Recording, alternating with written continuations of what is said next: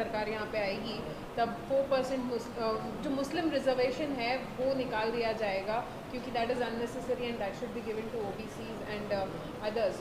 आप क्या कहना चाहेंगे, क्योंकि पहले ये कर्नाटक में इन लोगों बीजेपी की सरकार ने स्क्रैप किया और अब अमित शाह का ये बड़ा बयान आ रहा है, आप कैसे देखते हैं?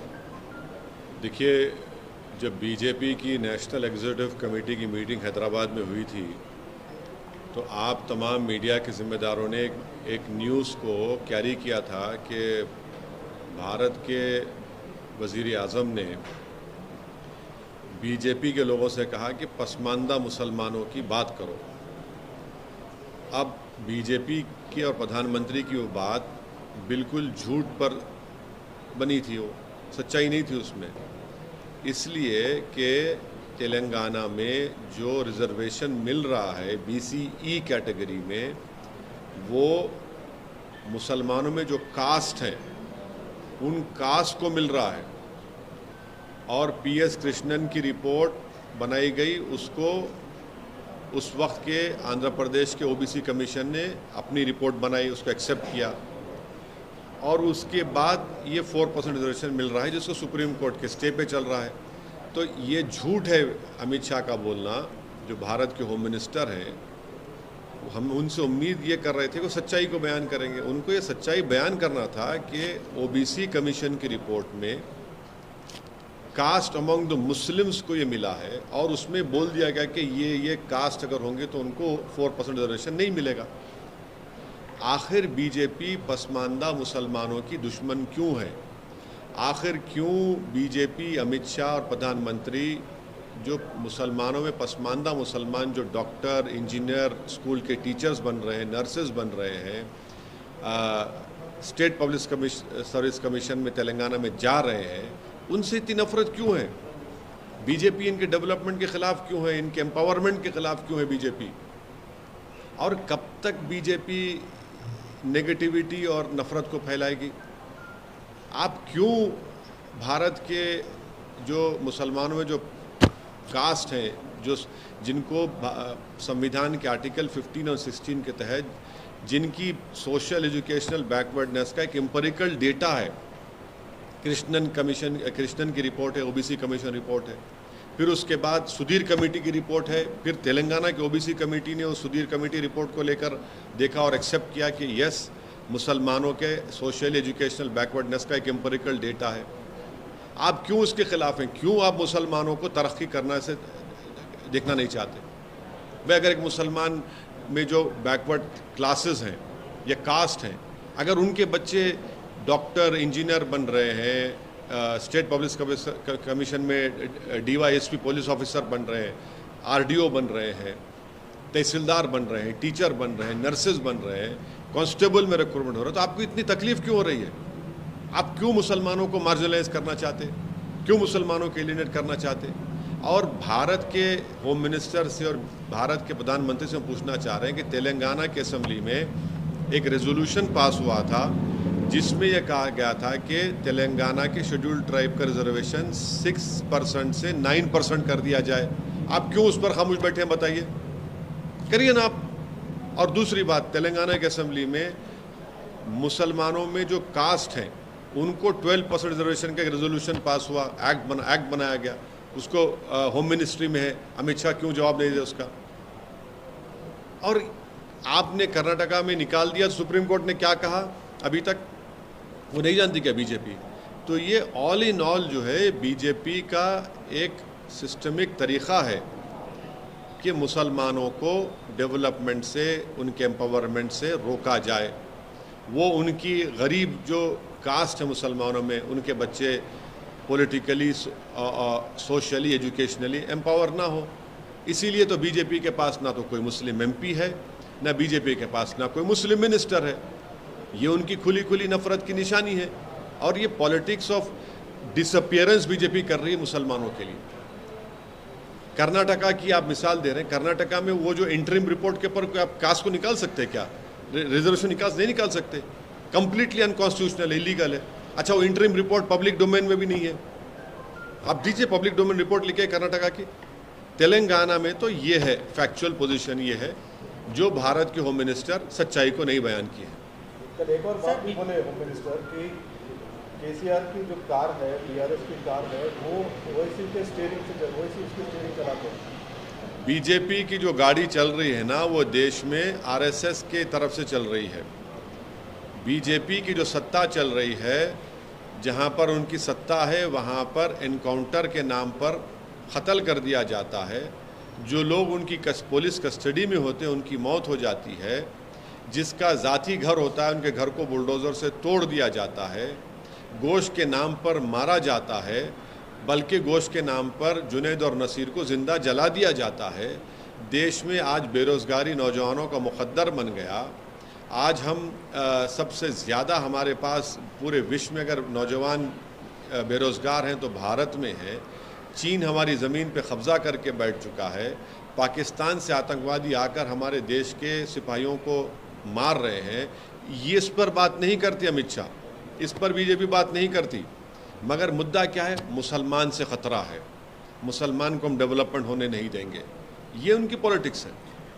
यूनिफॉर्म सिविल कोड पे चर्चा चल रही है सर। कहा माना यह जा रहा है कि अगले चुनाव से पहले यूनिफॉर्म सिविल कोड भी आ जाएगा। और दूसरा सर, रिजर्वेशन के सवाल पे अमित शाह का कहना है कि मुस्लिमों को 4% रिजर्वेशन दिया जा रहा है, वो SC ST OBC छीन के दिया जा रहा है। देखिए एक मिनट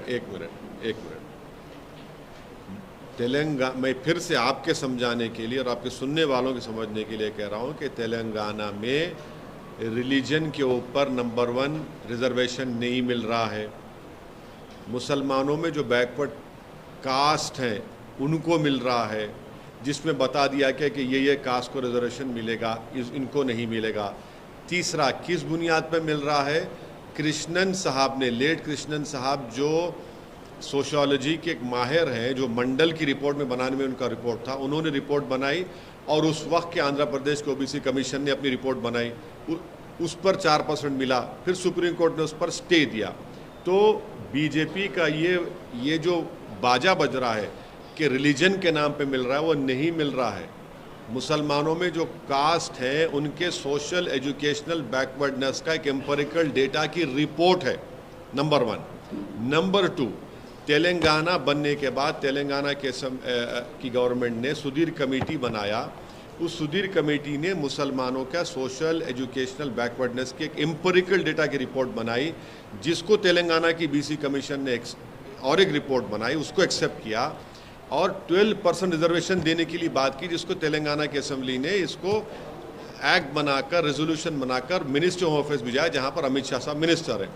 तीसरी बात, आप कह रहे हैं कि शेड्यूल्ड ट्राइब का, तेलंगाना की असेंबली में एक रेजोल्यूशन और एक्ट पास करके भारत की सरकार से, यानी मिनिस्ट्री ऑफ अफेयर्स से, सोशल जस्टिस मिनिस्ट्री से ये पूछा गया, बताया गया, डिमांड किया गया कि ये तेलंगाना सरकार का डिमांड है कि शेड्यूल्ड ट्राइब्स का रिजर्वेशन 6 से 9% किया जाए, आप क्यों नहीं करते? आखिरी बात, मोदी सरकार 50% रिजर्वेशन को पार क्यों नहीं करती? ब्रेक करिए इस बैरियर को 50% के। आप इकोनॉमिक वीकर सेक्शन के नाम पर जो भारत की आबादी का 20% हिस्सा है उनको 10% दे रहे आप। जो भारत की आबादी का 80% हिस्सा है उनको 50% क्यों दे रहे आप? 50% ब्रेक करिए, बताइए कि आप रिजर्वेशन देना चाह रहे हैं पूरे बैकवर्ड कम्युनिटीज़ को। आपकी मोहब्बत है ही नहीं उनसे। जब चुनाव आता तो आप बताए थे कि मोदी जी OBC हैं। अरे भाई 50% की लिमिट को ब्रेक करिए, पार्लियामेंट में कानून बनाइए। आपके पास 300 MP हैं, ब्रेक करिए। हम डिमांड करते हैं 50% रिजर्वेशन को ब्रीच होना चाहिए। आप सेंसस की रिपोर्ट नहीं लाते OBC की, डरते हैं आप देने के लिए, क्योंकि मालूम हो जाएगा कि OBC का सेंसस कितना है, और जब OBC का सेंसस बढ़ के मालूम हो जाएगा तो आपका पॉलिटिकल पावर आपसे छीन लिया जाएगा। मोदी जी की कैबिनेट में सबसे ज़्यादा अगर मिनिस्टर हैं तो अपर कास्ट के हैं, OBC क्यों नहीं है बताइए? SC क्यों नहीं है बताइए? आप जब खड़े होकर बोलते हैं SC ST की, तो मिनिस्टर क्यों नहीं आपके? ज़्यादा तो अपर कास्ट के लोग हैं मोदी जी कैबिनेट में। सर, यूनिफॉर्म सिविल कोड पे किरण रिजिजू का कहना है कि जल्द ही लाया जाएगा यूनिफॉर्म सिविल। इस देश को यूनिफॉर्म एम्प्लॉयमेंट की ज़रूरत है। इस देश को प्राइस राइज को कंट्रोल करने की ज़रूरत है। इस देश को इन चीज़ों की ज़रूरत है। बेरोज़गारी नौजवानों का मुक़द्दर बनता जा रहा है, आप नहीं करना चाह रहे हैं उस पर। हम कहाँ से कहाँ गिरते जा रहे हैं। हमारे जो जो पैरामीटर्स हैं तो हम कहाँ से कहाँ गिर रहे हैं। सोशल पैरामीटर्स हैं, हमारे इकोनॉमिक पैरामीटर्स हैं, आप देखते जाइए, उसकी ज़रूरत है। यूनिफॉर्म सिविल कोड को इस देश को ज़रूरत नहीं है। यूनिफॉर्म सिविल कोड आपके नाम पर आप मेजॉरिटी कम्युनिटी के कल्चर को प्रोटेक्ट करेंगे और मुझसे मुसलमानों का कल्चर छीन लेंगे आप। जो आर्टिकल 29 के तहत मुझे एक एब्सोल्यूट राइट है संविधान में, आप मेरा कल्चर में से नहीं छीन सकते।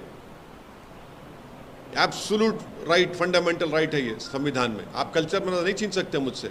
मेरा कल्चर का प्रोटेक्शन है, चाहे मेरे शादी का तरीका हो, चाहे मेरा जो भी हो, मेरा कल्चर का प्रोटेक्शन है 29 के तहत। आप कैसे छीनेंगे मुझसे? आप यूनिफॉर्म सिविल कोड की बात करते हैं और आप लव जिहाद के कानून बनाते हैं। यूनिफॉर्म सिविल कोड की आप बात करते हो और आपको शर्म नहीं है इस तरह की बात करते हो। आप रिलीजियस कन्वर्जन के कानून को बनाते हैं। यूनिफॉर्म सिविल कोड की आप बात करते हैं और गुजरात में कोई अपना घर नहीं बेच सकता जब तक गवर्नमेंट से परमिशन नहीं लिए। आप यूनिफॉर्म सिविल कोड की बात करते हो और हिमाचल प्रदेश में जाकर कोई एग्रीकल्चर लैंड खरीद नहीं सकता। आप यूनिफॉर्म सिविल कोड की बात कर सकते तो क्या कोई जाके नॉर्थ ईस्ट में उनके कल्चर को छीनेंगे आप? हमने कॉन्स्टिट्यूशन में नॉर्थ ईस्ट के स्टेट्स को उनका कल्चरल प्रोटेक्शन दिया है, आप करेंगे क्या उसको? एक सप्ताह से ज़्यादा हो चुका है सर पूर्व सांसद अतीक अहमद के डेथ का। कहा यह जा रहा है, रिपोर्ट्स ये आ रही हैं कि तीनों शूटर थे, इलाहाबाद प्रयागराज जाने से पहले ये लखनऊ गए थे। आपने सवाल खड़े किए, अभी तक आपको जो सवाल आपने उठाया उसका जवाब आपको दिखा? मेरा बोलना यही है कि ये एक टेररिस्ट मॉड्यूल है, टेरर मॉड्यूल है। ये सिर्फ ये ग्रुप नहीं है जो आकर किसी को मर्डर कर दिया पुलिस कस्टडी में, एक टेरर मॉड्यूल है। मैं फिर से कह रहा हूँ कि अगर जो सरकार सत्ता में है दिल्ली में और यूपी में, अगर वो इस टेरर मॉड्यूल को ख़त्म नहीं करेंगे क़ानून के दायरे में रहकर, तो ये और हत्या करेंगे, ये रूल ऑफ लॉ को बर्बाद कर देंगे और लोगों को बर्बाद करेंगे, गोलियां मारेंगे। ये एक टेरर मॉड्यूल है, इनको आप रोकिए, इनको पूरों को पकड़िए।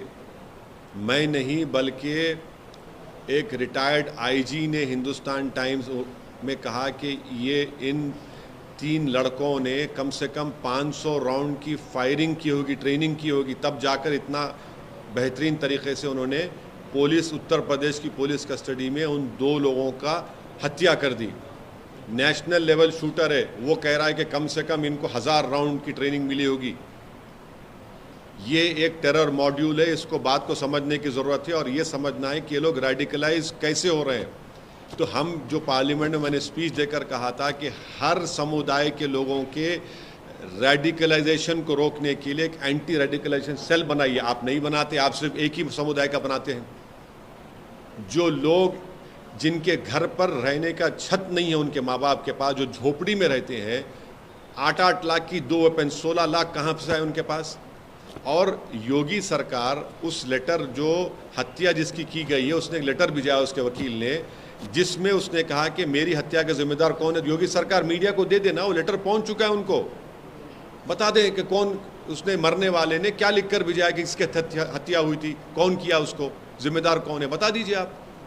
सीएम योगी ने बोला सर माफिया। हाँ, एक मिनट मैं ये सवाल पूछ रही थी कि जिस तरीके से हाल में बीजेपी ने ये कहा है कि जो कुछ आप यहाँ पर अपनी कॉन्डोलेंस मीट किया है, ओल्ड सिटी में टेररिज्म फैलाने की बात कर रहे हैं। झूठ बोल रहे हैं, आखिरी झूठे हैं, they are lying to their teeth.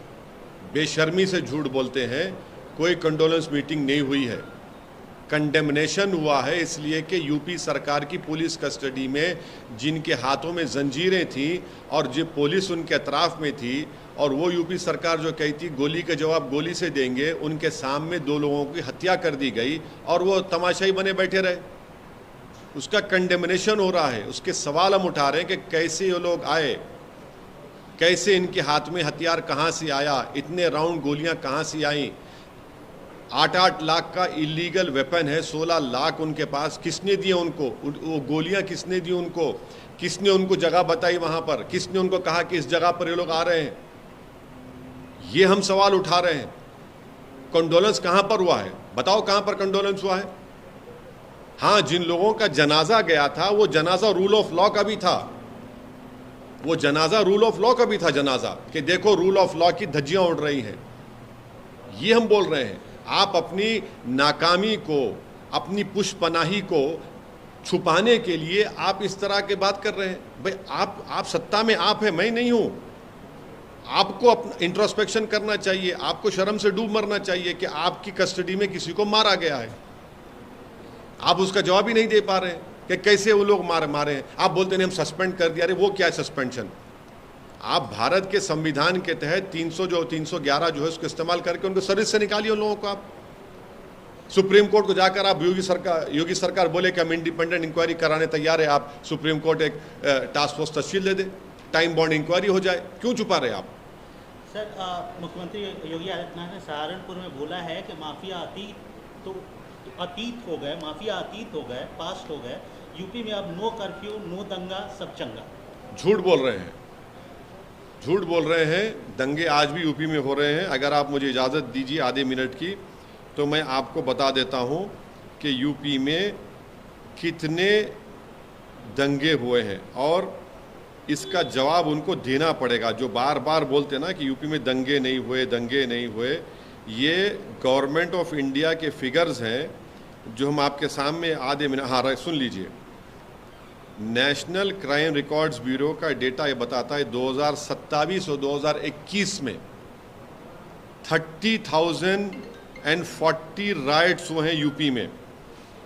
ये नेशनल क्राइम रिकॉर्ड्स ब्यूरो का डेटा कहता है।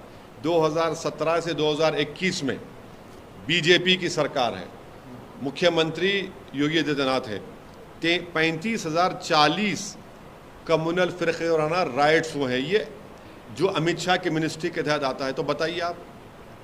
हाँ 2012-17 में 2012-17 का फिगर भी है, मगर 2017 और 21 में आपकी सरकार है, 35,000 कम्युनल राइट्स हुए। क्यों झूठ बोलते हैं? आप कहते हैं कि अतीत कोई हो गया। भाई आपकी कस्टडी में वो अतीत हो गया ना, तो आपको खुशी हो रही है। मुख्यमंत्री कह रहे हैं कि आप उस पर आप क्रेडिट ले रहे हैं क्या उनकी मौत का, उनको जो गोली मारी गई आपकी कस्टडी में। ये आपका सत्ता है, ये आपका गवर्नेंस है। इस तरह आप अतीत करना चाहते हैं किसी को। मालेगांव में आप ही के नेता ने कहा है कि 2-4 मुसलमानों को मारकर जो है आप हिंदू देश नहीं बना सकते, हिंदू राष्ट्र नहीं बना सकते। हिंदू राष्ट्र, हिंदू राष्ट्र बनाने की बात कौन कर रहा है? ये सब आरएसएस से ताल्लुक रखने वाले हैं जो गांधी, अंबेडकर और भारत के जो मुजाहिदीन आज़ादी से मोहब्बत करते और करते रहेंगे। वो तो हिंदू राष्ट्र की नहीं बात कर रहे हैं। जो एक हिंदुत्व की आइडियोलॉजी को मानते हैं वही तो हिंदू राष्ट्र की बात कर रहे हैं। उनसे पूछिए आप क्यों कैसे बात कर रहे हैं। जब तक अंबेडकर का बनाया हुआ संविधान रहेगा, ये देश जो संविधान में हमने कहा कि सेकुलर डेमोक्रेटिक रिपब्लिक रहेगा, जब तक अंबेडकर का बनाया हुआ संविधान रहेगा, इस देश में लड़ाई होगी लिबर्टी, इक्वालिटी, फ्रेटर्निटी और जस्टिस के लिए। आप इस लिबर्टी को, इक्वालिटी को, फ्रेटर्निटी को, जस्टिस को बीजेपी मानती है नहीं मानती? बताइए हमको। नहीं, उनका ये कहना कि 2-4 लोगों की, हाँ 2-4, देखिए मौत तो हुई ना 2 लोगों की, आपकी कस्टडी में हुई, मेरी कस्टडी में तो नहीं हुई ना। गवर्नमेंट की कस्टडी में थे, यूपी गवर्नमेंट की कस्टडी में थे। सुप्रीम कोर्ट में केस डलवाया गया। सुप्रीम कोर्ट ने कहा कि आप स्टेट की कस्टडी में, उनकी जिम्मेदारी, आप अपनी जिम्मेदारी निभा नहीं पाए हैं। आपकी कस्टडी में मौत हुई ना, कोई लोग आसमान से तो नहीं आए। वो उन लोगों ने, ये मैं कह रहा हूं जिन्होंने उनको मारा है, वो एक टेरर मॉड्यूल का हिस्सा है। वो टेरर मॉड्यूल का हिस्सा है। याद रखिए इस बात को। अगर आपको लग रहा है कि ये रेटरिक है, ये आप अपने पैरल पे ले लीजिए। हम आपको बता रहे हैं कि ये रेडिकलाइज लोग हो चुके हैं जो बंदूक से अपने आइडियोलॉजिकल कमिटमेंट्स को, गोल्स को फुलफिल करना चाहते हैं। ये हमारे देश के लिए ख़तरा है। इस तरह के लोग जो बंदूक और गोली इस्तेमाल करके लोगों की हत्या करके अपनी आइडियोलॉजिकल ऑब्जेक्टिव्स को हासिल करना चाहते हैं। तो फिर कोर्ट किस लिए, पब्लिक प्रोसिक्यूटर किस लिए, सीआरपीसी एविडेंस किस लिए, जजेस किस लिए हैं? अगर ये लोग तय कर लेंगे सब चीज़ को, किसकी हत्या करना, किसकी हत्या नहीं करना, किसको अतीत बना देना। सर नीतीश कुमार बिहार के मुख्यमंत्री हैं, अपोजिशन यूनिटी के मुहिम में जुड़े हुए हैं। ममता बनर्जी से बंगाल में मुलाकात हो रही है, कोलकाता में मुलाकात हो रही है। कहा यह जा रहा है कि समाजवादी पार्टी के चीफ से ही मुलाकात हुई, अखिलेश यादव से। आप इस अपोजिशन यूनिटी को कैसे, आपने पहले भी इस पर बात की है, लेकिन फिर से हम जानना चाहेंगे, ये जो अब विजिबल एक यूनिटी की मीटिंग दिख रही है, इसको आप कैसे देखते हैं? इब्तदाई इश्क है, देखिए आगे होता है क्या। अभी बहुत से लंबे फासले हैं, हुनूस दिल्ली दूरस्त है अभी। मतलब अगर आपको बुलाएंगे तो आप जाएंगे? मेरे को कहाँ बुलाएंगे? बुलाएंगे तो नहीं, देखिए मुझे नहीं बुलाएंगे क्योंकि उनको मेरी सच्चाई से उनको नफरत है, उनको मेरी सच्चाई से नफरत है। और सच्चाई क्या है? नीतीश कुमार कितनी मरतबा बीजेपी से मुख्यमंत्री बने, कितने मरतबा छोड़े? लेकिन अब तो बीजेपी नहीं, के साथ अरे नहीं है ना। अब कल का कौन गारंटी देगा? आप देंगे? आप लोग देंगे? देश देगा क्या? आप तो असेंबली में खड़े होकर मुख्यमंत्री नीतीश कुमार ने कहा था कि हम मिट्टी में मिल जाएंगे, भाजपा में नहीं जाएंगे। चले गए आप चले गए। आपने कहा था असेंबली में खड़े होकर मिट्टी में मिल जाएंगे, आप चले गए। भाई आप खुद ही उस पर स्टैंड नहीं करते और फिर आप उल्टा बीजेपी के साथ चले जाते हैं आप। तो देखिए, तो आपको अभी प्रैक्टिकल नहीं लगता सर ये? कांग्रेस एंटी बीजेपी की बात हो रही है और तीसरा संगठन ये बन रहा है, तो आप कैसे आप anti Congress anti BJP anti Congress front बन रहा है। मतलब दोनों के लिए अलग करके एक तीसरा मोर्चा बन रहा है। तीसरा मोर्चा बन रहा है। अब आप अगर आप मतलब तीसरा एक तरीके से यूनिटी बन रही है, तो ऐसे में आप एक तरफ कहते हैं कि आप कांग्रेस में भी नहीं है, भाजपा में भी नहीं है, और दूसरी तरफ कहते हैं कि भाजपा को हराना है तो सबको एकजुटता दिखानी है। तो जब सब एकजुट हो रहे हैं तो आप क्यों उनसे अलग दिख रहे हैं? नहीं, एक कहाँ हो रहे हैं? एक कहाँ हो रहे हैं? कौन कह रहा है एक हो रहे हैं? मुलाकात हो रही है। हाँ, मुलाकात हो रही है, चाय पीएंगे, बिस्किट खाएंगे, समोसा खाएंगे, घर जाके सो जाएंगे, और क्या होगा? और क्या मतलब होगा? आप ये कहना चाह रहे हैं कि वो मीटिंग का कोई रिजल्ट? अरे बहुत सी मीटिंग हुई है ऐसी, कितने मरतबा मीटिंग नहीं हुई है? बहुत मरतबा मीटिंग होती। उसके बाद क्या होगा? 24 के बाद क्या होता नहीं मालूम ना। अभी तो 24 बहुत दूर है। लेकिन भाजपा से लड़ना है तो सबको एकजुटता दिखानी है, फिर आप ये कहते हैं तो फिर भाजपा से जब लड़ना है तो चेहरों की बुनियाद पर मोदी से मुकाबला नहीं कर सकते आप। नंबर 1, हम शुरू से मेरा मानना है, अगर आप बोलेंगे ये चेहरा ये चेहरा ये चेहरा तो मोदी को फ़ायदा हो जाएगा, भाजपा को फ़ायदा हो जाएगा। आपको मुकाबला करना है तो भारत के पार्लियामेंट की हर सांसद की सीट के ऊपर बीजेपी से मुकाबला करना पड़ेगा, तब जाकर कुछ अच्छा नतीजा निकलने की उम्मीद है। ये ग्राउंड रियलिटी मैं आपको बता रहा हूँ। और दूसरी बात, आप आइडियोलॉजी पे कहाँ स्टैंड करते हैं? आप में और बीजेपी की आइडियोलॉजी में एक विजिबल डिफरेंस दिखना चाहिए। वो विजिबल डिफरेंस दिख रहा है कि आपको बताइए।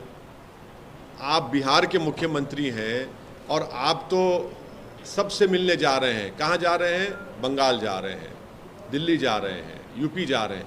मगर आप जिस प्रदेश के मुख्यमंत्री हैं वहाँ पर एक 100 साला मदरसा है जिसका नाम मदरसे अजीज़िया को जला दिया गया। आप वहाँ पर जाकर विजिट नहीं करते? अरे वहाँ जाकर तो विजिट करिए, आइडियोलॉजी के पर दिखाइए ना।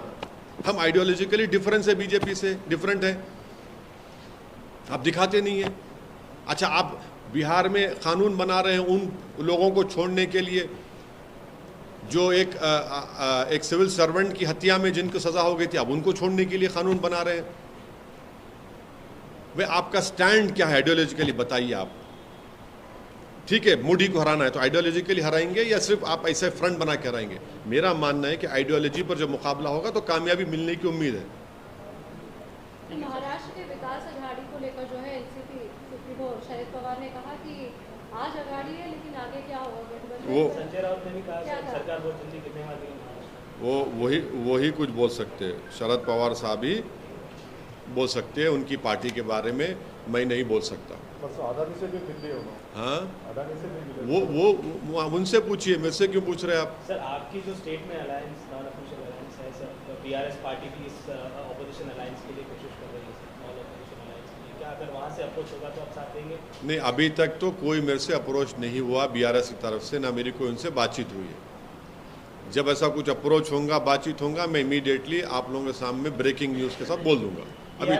अभी तक तो नहीं हुआ है। बीआरएस के अध्यक्ष आपके पार्लियामेंट्री कॉन्स्टिट्यूंसी औरंगाबाद में आपकी पार्टी के सांसद वहाँ जाके मीटिंग कर रहे हैं। अब उन्होंने कहीं भी जा सकते हैं। वो तो फिर हाँ, मैं भी असेंबली चुनाव होगा तो मैं भी जाऊंगा ना। कहाँ जाएंगे सर? कहीं भी जाऊंगा मैं।